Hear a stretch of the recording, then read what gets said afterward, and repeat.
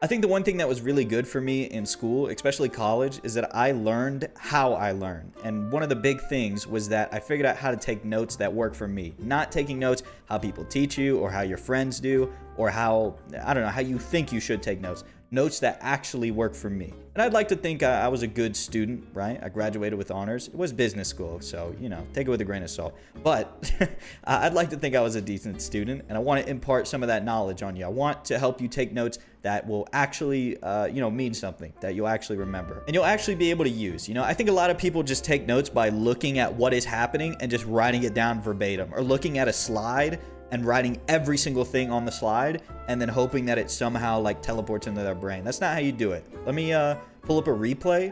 We'll go through it and then I'll tell you as I'm writing notes why I'm writing them and what I'm writing. Also, I am taking notes on paper. I think it's just a lot better for me personally. I remember things better if I can write it down.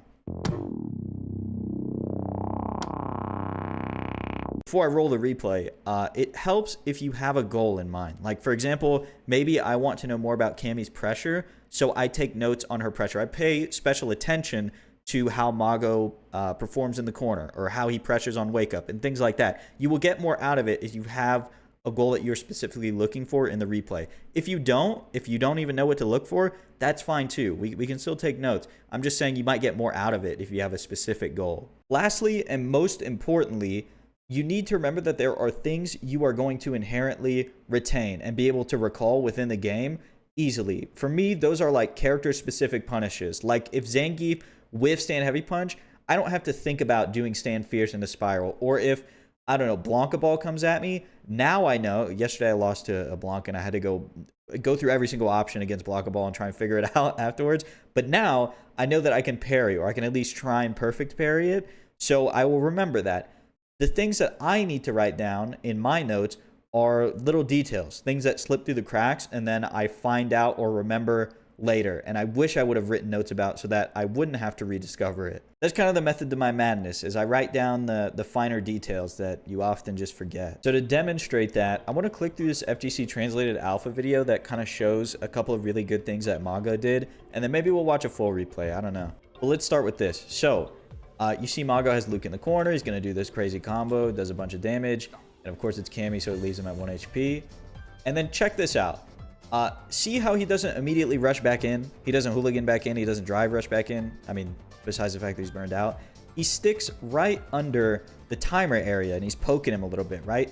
This is something that I forgot about. And I even wrote it down in my notes here. I wrote, remember in the corner, point blank range, or under the timer, not in between. If you play in between, like, I don't know, in her stand medium punch range, it's kind of a trap almost. You want to be either right up against them, pressuring them, or far enough away to where you can stop them from jumping out. Those are the two ranges that you want to play in the corner, and I kind of just forgot about it until I saw this clip.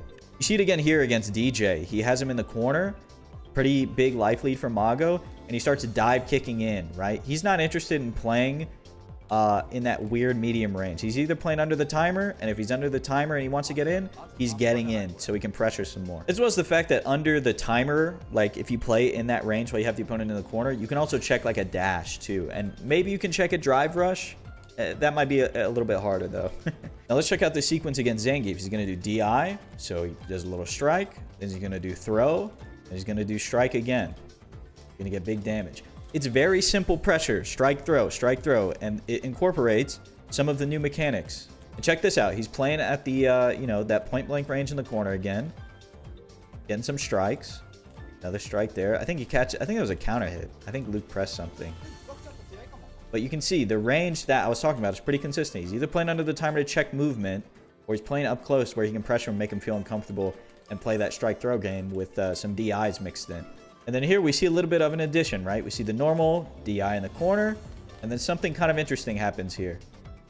Shimmy, stand, medium punch. That is something that I have not shimmied anybody in this game yet. Now that I think about it, it is not an option I've presented against anybody. So I write down, I put a little star, I write shimmy into stand medium punch, into stand light kick, or stand heavy punch if it punish counters or counter hits. It's the little details that I forget like that. And you just have to be honest with yourself. Are you doing this option when you can? And if you're not, then write it down. There's nothing to be ashamed of. it's okay to be bad. It's not okay to stay bad. You know, it's okay to be ignorant right now because the game is new. But if you stay ignorant, then you're not going to get any better. That's something I've learned the hard way. Is seeing pro players do options and saying, oh, I'll never use that option, right? That's something that I do a lot because, you know, I just don't understand the use case. But if I take the time to understand the use case, then I can implement it instead of staying ignorant and bad at the game. Now, here's something that I really need to take note of, and that is knowing when to use double drive rush combos. I don't necessarily need to write down the exact double drive rush combo that Mago does, but I do need to write down the fact that they exist and that I need to be aware of when to use them in order to kill. That kind of comes with optimizing the character and playing them a lot more. These little moments are also important to remember, right? How he checks the drive rush. I think we've been conditioned.